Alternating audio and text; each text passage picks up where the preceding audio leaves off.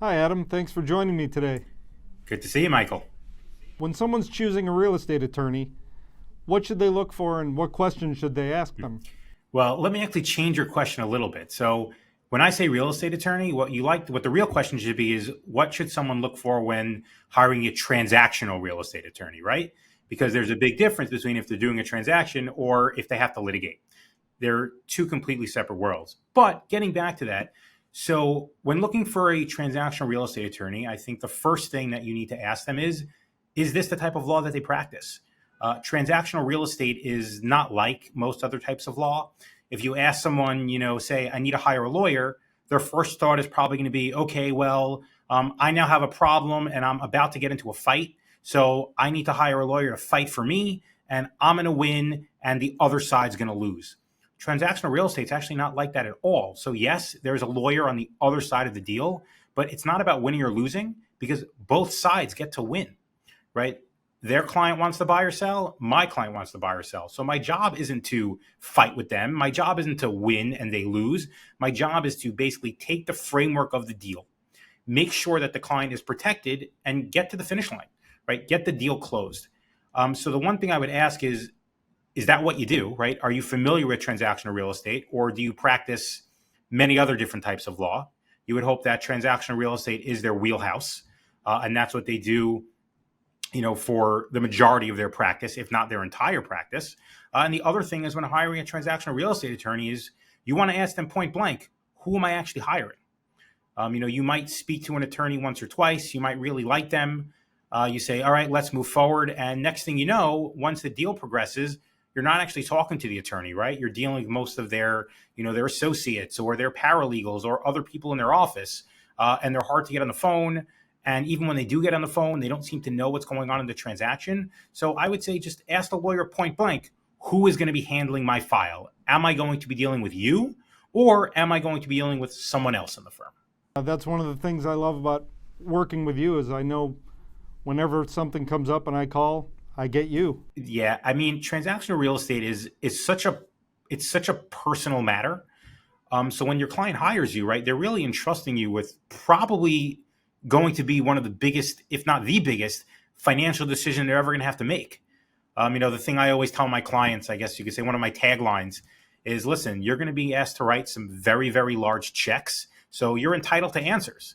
Now, you might not always like my answer, but I'll always have the answer for you. And I think it's very important to be open about that. One of the things that people always talk about once they start talking about real estate transactional attorneys is due diligence.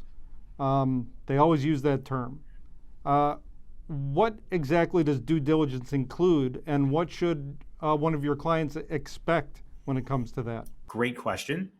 So the term due diligence. So what is the definition of it? Well, I think that's kind of the problem. There is no definition. You can't look up real estate due diligence in the legal dictionary.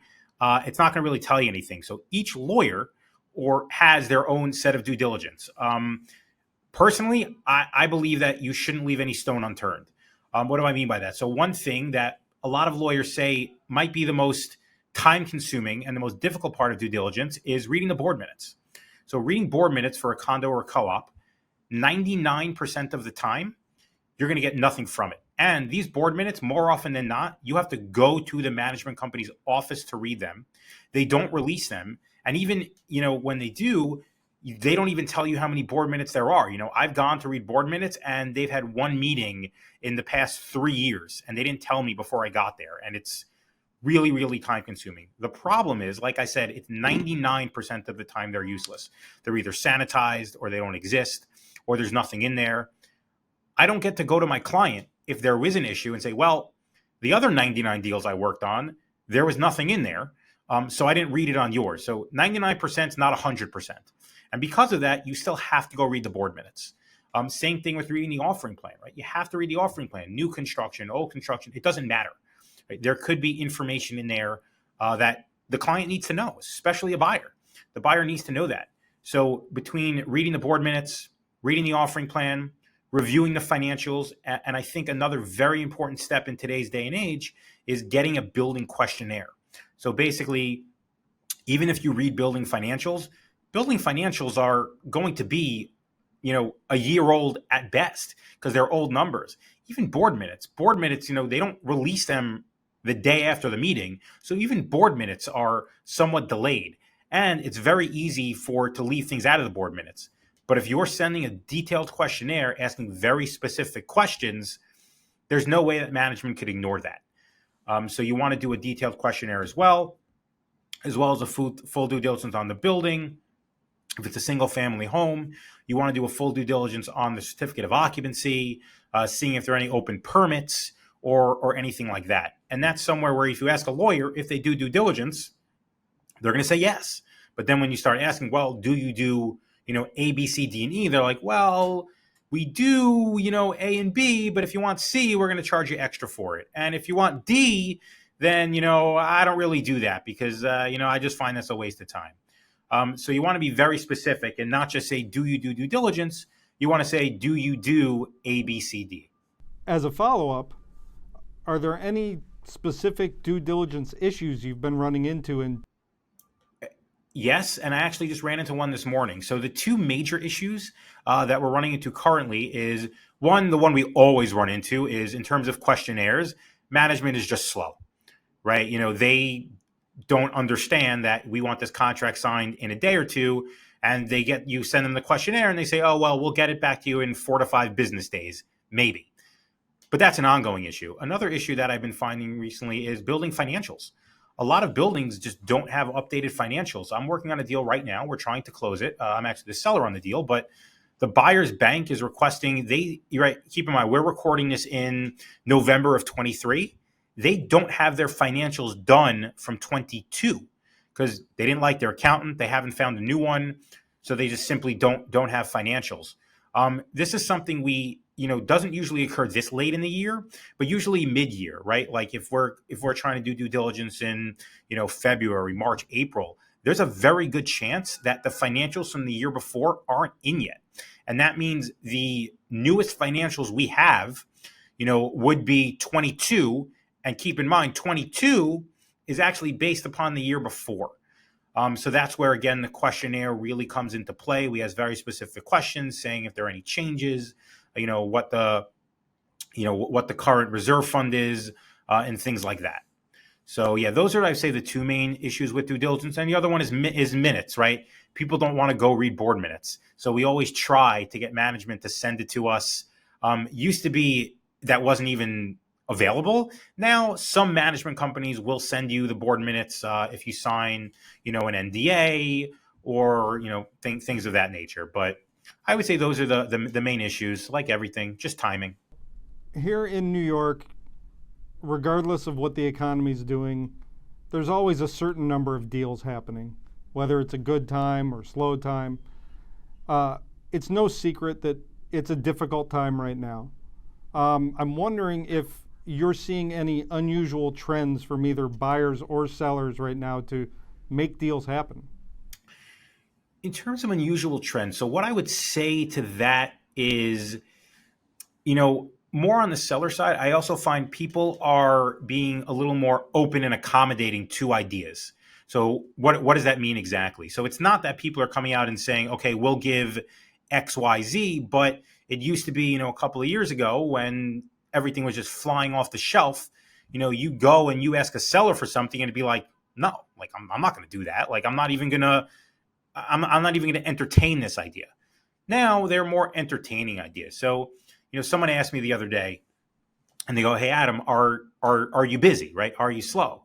So the answer to both of those is yes, I'm busy, but also yes, we're slow. And what do I mean by that? So I'm busy in the sense that I'm not sitting in my office twiddling my thumbs all day. I'm slow because we certainly don't have the same volume of deals we used to have. The difference is the deals that we do have, they're just taking so much longer to do. A couple of years ago, on a purchase, let's say I'd have a purchase client. So I would do all the due diligence. I'd send them my due diligence report. We get on a phone call or a Zoom and we go over everything. And I tell them everything, the quote unquote, the positives and the negatives. And we list everything. And I say, all right, here are the issues, X, Y, Z. The answer would be always, Adam, thank you for telling me the issues. I really appreciate it. We're moving forward anyway, right? I get there are these issues. We'll deal with them when they come up. But the fact is, There were 17 other offers on this unit, and my interest rate's under 3%. So I'm not passing that up. That's not happening anymore. Now we're doing the due diligence. These issues are coming up. Now that conversation about what the issues are is getting a lot longer. Right now, there's a lot. Okay, well, this is an issue. How is this going to affect me in a few years? Or can we go back to them and see if they'll fix this or fix that? It's not a simple, okay, great, let's get this contract, let's get it signed. It's the buyers are certainly asking for a lot more, and what the sellers are, asking for, they kind of want, they want more certainty. Like it used to be the seller, sure, they want you to be in contract, but if something went wrong, they had 17 other backup offers. So it'd be like, sure, whatever. If this didn't work out, no hard feelings. Let's just go about our business. It's not like that anymore. Like once they're in contract, there probably aren't any more backup offers. So they're going to do everything they can to get you to close, and to close, within a certain period of time. From your end of things, what's one thing that you wish agents would do that would help you to smooth out the transaction? I would just say the key to a smooth transaction in general is just communication, right? Like it's more of, if you're going to tell the client something, just make sure the attorney knows. And it goes both ways. I feel the same thing. I feel like I need to be in constant communication with the agent, right? I don't want to tell my client something without the agent knowing, and then they go to the agent, and then the agent was like, well, I didn't know about it. So think about it this way, we're a team. And our team is basically, we're there to prop up our client. So we have to work in the background together as well. So I would say always be in communication. Don't keep anything from the lawyer. Don't think, also don't assume. Now, listen, hopefully you're working with a lawyer that you like, but don't assume that the lawyer knows it, or don't assume that the lawyer checked into it, even though they should. Because if it becomes a problem before closing, even though it wasn't the agent's problem, it now turns into your problem, right? You don't get to just say, well, the lawyer screwed that up, so, blame them. The client doesn't look at it that way. If the client doesn't have a pleasant experience, they're going to be very unlikely to recommend anyone in the transaction. So to be in communication with the lawyer, and just a quick note, be like, I get it all the time and I'm never offended. If it's a broker I don't work with often, they'll email me, hey, Adam, just want to make sure you did this or you did that. And it could be something so obvious. Be like, oh, just want to make sure, you sent a copy of this to the client, or just want to make sure you told our client about XYZ fee, right? That's another big one where lawyers just simply don't tell clients about fees until they pop up at closing, and it creates an issue. So always be in communication. Don't assume the lawyer is doing their job correctly, and step in. Don't overstep, right? Don't question the lawyer about why they're doing it that way. But, a quick email, hey, Adam, just want to confirm that the client has all the information, and just want to make sure you spoke to the client about this. Something like that, will certainly make the transaction a whole lot more pleasant for everybody. Yeah. And also another thing, and this, you'd be surprised how many agents don't do this. Call and introduce yourself, right? If it's not a lawyer you've worked with before sending that deal sheet, just make the quick phone call. Be like, hey, Adam, looking forward to working with you on this. Just so you know, in your inbox, you're about to get the deal sheet. If you need anything, please let me know. I'm here to help. That really goes a long way. I agree. It's about being a team. And one of the worst things is when the client maybe has a change of heart or makes a different decision about something and tells one of us and the other doesn't know. Yeah, and like you said, it's everything. It's all about teamwork, and it's all about, you got to put your ego aside. I've had it, obviously not with you, but with other brokers where I just see they're frankly just not doing their job. But I have to then take it on, not to do their job for them, but by me complaining to the client that your broker is not doing your job doesn't help. Right? It doesn't help anything. Right now, I could talk to the broker and be like, hey, listen, I really need your help to get X, Y, and Z done. But going to the client, and vice versa, right? Listen, there are some circumstances where you might have to do this, but I would say in most circumstances, let's say the lawyer is, you feel as the broker that the lawyer is not doing what they should be doing. I wouldn't necessarily, start complaining to the client about it unless they're actually doing something wrong. If they're literally doing something wrong, then fine. But if they're just doing something that you just think they're not doing it, the way you would like it done, don't go to your client and say, hey, your lawyer's messing up, because you don't know the relationship they have with that lawyer. Because, especially if they're not a real estate attorney, you don't know. That lawyer could be a family member, could be recommended to them by someone, and they trust their lawyer, even though they shouldn't, but they trust their lawyer. So, never just say, oh, your lawyer's wrong. You could be like, oh, like, let's say, even if you know they're wrong, you could be like, oh, hey, I know your lawyer's saying this, but in the past, I've seen it done another way, a different way, which might help the process, or, might make it a little quicker, or, like great examples are a good one. And this is just top of mind because I just had the issue a couple of days ago where I was the bank attorney, is, you have a seller's attorney, and the seller's attorney just doesn't deal with co-ops often, right? They don't know, and they don't order the collateral, right? They simply forgot, or it's not, I shouldn't even say they forgot. They didn't know they had to order the collateral. They simply just called up the bank and, they got a payoff letter, and that was it, without ordering the collateral.